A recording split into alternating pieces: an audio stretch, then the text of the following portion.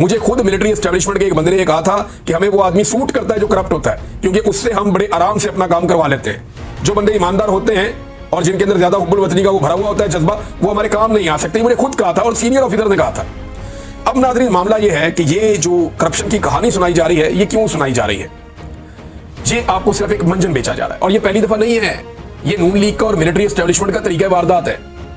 एक खबर सुनाता हूं आपको। 9 मई तो आपको याद होगा, 9 मई 2023। लेकिन आज आपको एक और 9 मई मैं याद करवाता हूं, और ये है 9 मई 2014, यानी आज से 11 साल पहले 9 मई। उस 9 मई पे इसहाक डार साहब ने कौम को यह बताया था, जुम्मे का दिन था, और पार्लियामेंट के अंदर उन्होंने बताया था कि पाकिस्तानियों के 200 अरब डॉलर्स पड़े हुए हैं स्विस बैंकों के अंदर। अब तो ये कह रहे हैं ना 8 अरब डॉलर, यानी जितनी औकात होती है इतनी बड़ी बात करता है लोग। उस दौर में जरा एस्टेब्लिशमेंट और हुकूमत को लगता था बहुत पैसा है। अभी बेचारे 1-1 अरब डॉलर के लिए तरस रहे हैं, तड़प रहे हैं, बेचारे पैसा ही नहीं है इनके पास अपना। तो अब 8 अरब डॉलर पे आ गए, और 200 अरब डॉलर स्विस बैंकों में पड़ा हुआ था डार के मुताबिक।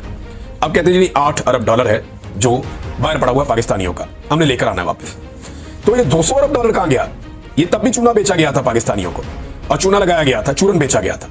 स्विस बैंकों से 200 अरब डॉलर वापस लाएंगे। हुकूमत का कौमी असेंबली में ऐलान। 2014 में नवाज शरीफ की हुकूमत, इसहाक डार वजीर खारजा और राहील शरीफ था गालिबन उस वक्त, राहील शरीफ ही था उस वक्त, आर्मी चीफ था।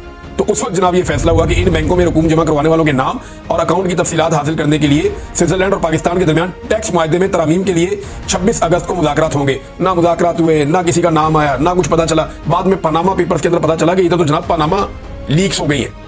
यहाँ पे तो जो है वो एक और जो है वो बरतानिया के अंदर जो है वो बेनामी प्रॉपर्टीज निकल आई है। तब पता चला कि एक शरीफ खानदान है, पेंट हाउस पायरेट्स, आपको याद है? इनकी बड़ी कहानियां मशहूर हुई थी।